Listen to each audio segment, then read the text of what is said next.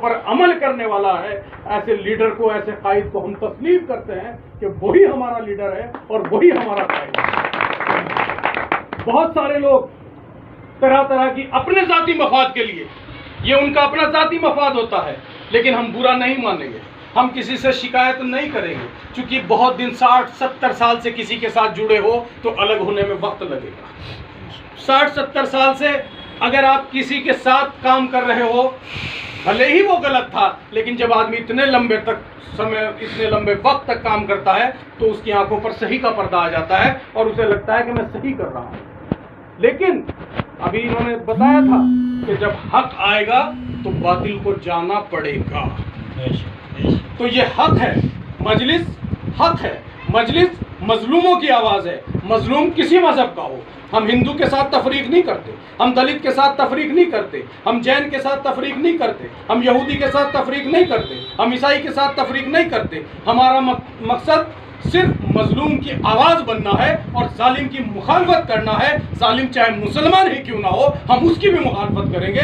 जालिम किसी मजहब का हो, हम उसकी मुखालफत करेंगे। मजलिस उसकी मुखालफत करेगी और मजलिस मजलूम का साथ देगी इंशाअल्लाह अज़ीज़। यही हमारा एजेंडा है और इसी एजेंडे पर हम काम करेंगे कि हम अपने भाइयों को इत्तिहाद और इत्तिफाक पैदा करेंगे, अपने भाइयों की आवाज़ को बुलंद करेंगे, जिनकी आवाज़ 60 साल से दबाई जा रही है, 70 साल से जिनको कुचला जा रहा है, 70 साल से कितने जुल्म हो चुके, लेकिन कोई पूछने वाला नहीं है। आज एक शख्स खड़ा हुआ है, उसने आवाज़ उठाई आपके जुल्मों की, उसने दास्तान बताई आपके जुल्मों की, सदन के अंदर खड़े होकर आज उसका साथ देने के लिए हम सब लोग खड़े होंगे। और यकीन दिलाता है आपका भाई कि अगर आपका खून पसीना गिरेगा तो मैं अपना खून देने के लिए तैयार हूँ। मैं इंशाअल्लाह जहाँ मैं अपना खून आपके लिए देने के लिए तैयार हूँ। मेरा मकसद MP MLA बनना नहीं है, मेरा मकसद कोई चुनाव लड़ना नहीं है। बहुत सारे लोग कहते हैं कलियर से तैयारी करो, मंगलौर से तैयारी करो, लेकिन मैं एक ही बात कहता हूं कि मेरा मकसद चुनाव लड़ना नहीं है।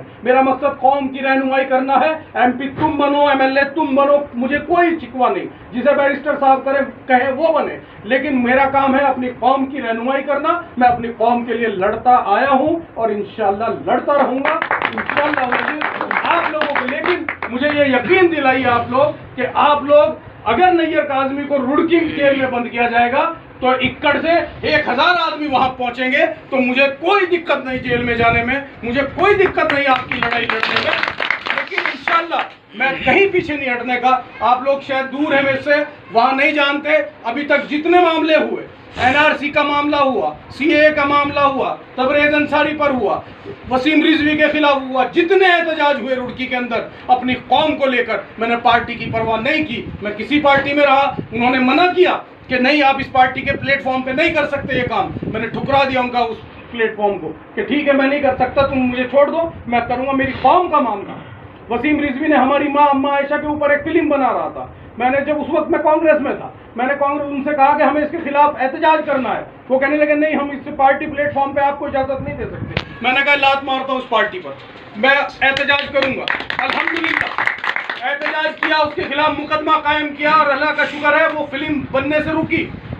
वो फिल्म बना रहा था हमारी माँ के ऊपर, अल्लाह का लाख लाख एहसान है, उसके खिलाफ मुकदमा कायम हुआ और फिल्म बनने से रुकी। बहुत सारी जगह एहतजाज हुआ, लेकिन सबसे बड़ा एहतजाज रुड़की में हुआ। और रुड़की कैसा शहर है आप सब लोग जानते। आपकी आबादी कितनी है, इक्कड़ में प्रोग्राम कर लो, सारे मुसलमान रहते हैं, 10-20 घर चमारों के भी होंगे, कोई बात नहीं। लेकिन जहां आप 25% हो, वहां आप 75% के सामने खड़े होकर अपनी आवाज़ बुलंद करो। और जहां मैं सबसे गरीब हूं और सब मुझसे रईस हूं, वहां खड़े होकर आवाज़ बुलंद करना, सिर्फ मैं समझता हूं कि बस सिर्फ मेरा यही ईमानदारी का जज्बा है और मुझे इससे ज़्यादा कुछ नहीं, कि मैं अल्लाह की नज़रों में सुरखरू बनना चाहता हूँ। मुझे इससे वास्ता नहीं मुझे लोग क्या कह रहे हैं। बहुत सारे लोग कह रहे होंगे, मौलाना जैसे कह रहे थे, मुझे भी कहते होंगे, मेरे सामने ना कहे मेरे पीछे कहते होंगे, लेकिन मुझे उससे कोई फ़र्क नहीं पड़ता, सोचना भी नहीं उनके बारे में। आपसे भी यही गुजारिश है, हमें आगे देखकर चलना है, पीछे देखकर चलेंगे तो दौड़ नहीं सकते हम। अगर पीछे देखेंगे अटक कर गिर जाएंगे। तो मेरे मोहतरम बुजुर्गों, नौजवान साथियों, अहद करो इस बात का कि इंशाअल्लाह हम मजलिस का काम करेंगे, बैरिस्टर असदुद्दीन ओवैसी साहब के हाथ को मजबूत करेंगे और प्रत्याशी कोई आए जिसे बैरिस्टर साहब भेज देंगे, जब भेज देंगे। अगर वो कहेंगे चुनाव अभी नहीं लड़ना तो नहीं लड़ेंगे, वो कहेंगे चुनाव लड़ना है तो लड़ेंगे, वो कहेंगे कि अगर हम एक होंगे मैं अकेला भी रह जाऊंगा, और वो कहेंगे कि फला जगह से हरिद्वार से सीट से जाके पर्चा भर दो तो नैयर काज़मी हरिद्वार शहर से पर्चा भरेगा। और ये तो बहुत दूर की बात है कि यहाँ मुसलमान इतने हैं और वहाँ इतने हैं। अगर उनका हुक्म होगा मेरे लिए तो हरिद्वार शहर से भी पर्चा भर सकता है। ये मेरा हौसला है इंशाल्लाह। तो मेरी आप लोगों से गुजारिश यही है कि जहाँ जाइए अपनी रिश्तेदारी में जाइए, अजीज़दारी में जाइए, खुशी में जाइए, गम में जाइए, जहाँ जाए पार्टी की बात करें, अपने सर को बुलंद कीजिए। सर उठे तो सही जुल्म के सामने, तभी तो जालिम का वक्त हिसाब आएगा। सर उठे तो सही जुल्म के सामने, तभी तो जालिम का वक्त हिसाब आएगा। और कोशिशें अपनी जारी रखो, देखना एक दिन इनकलाब आएगा। तो इंशाअल्लाह एक दिन इनकलाब आएगा। आप यकीन जानिए ये लोग आपके घर चल कर आएंगे। इस मुल्क की एक मिजाज है जो लोग, ये बहुत सारे लोग कहते हैं चमारों को अपने साथ जोड़ लो, इनको अपने साथ जोड़ लो, उनको अपने साथ जोड़ लो, हम अकेले कुछ नहीं कर सकते। मैं आपको बता दूं इस मुल्क का मिजाज क्या है।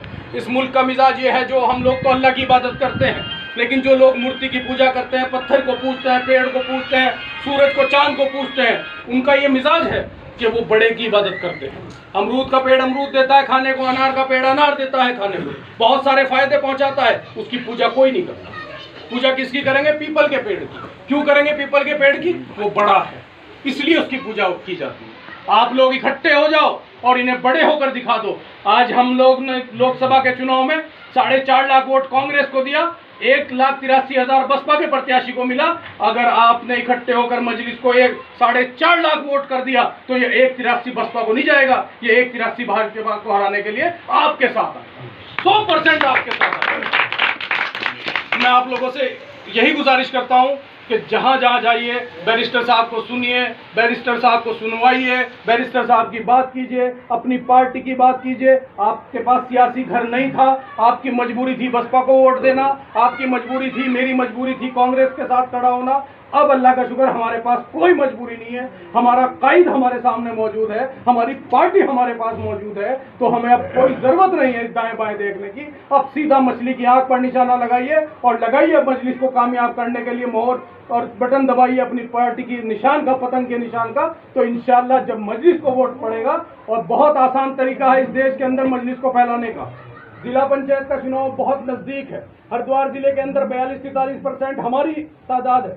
मजलिस के प्रत्याशी भी इंशाअल्लाह मैदान में आएंगे। किसी को मत देखिए कौन लड़ रहा है चुनाव, देखिए इसके बैनर पर बैरिस्टर असदुद्दीन ओवैसी का फोटो है, लगा डालिए मोहर उस पर, निशान उसका कुछ भी हो, बैरिस्टर साहब का फोटो देखिए और उस पर मोहर लगाइए। और इंशाअल्लाह जब आप देखोगे कि अगर आपके 20 भी यहाँ से प्रत्याशी जीत के आ गए, 25 प्रत्याशी आपके यहाँ से जीत के आ गए पूरे जिले से, तो आपकी सरकार, बैरिस्टर असदुद्दीन ओवैसी की सरकार, जिले की सरकार जिला पंचायत होती है, जिले की सरकार जिला पंचायत होती है। जिला पंचायत आप पहुंच जाएंगे वहां पर, और पूरे देश के अंदर एक मैसेज जाएगा कि मजलिस हर की पैड़ी तक पहुंच गई, मजलिस हरिद्वार जिले में मजलिस का झंडा जब वहां लहराएगा जिला पंचायत पर, तो मजलिस का पूरे देश में मैसेज जाएगा, पूरे देश की मीडिया बात करेगी आपकी। आज बैरिस्टर असदुद्दीन ओवैसी को सुनता है पूरा मुल्क नहीं, पूरी दुनिया सुनती है, पूरी दुनिया उनका लोहा मानती है, उनकी साथ गोई का, उनकी मोहब्बतों का, उनके बहुत सारे पत्रकार उन्हें फंसाने की कोशिश करते हैं।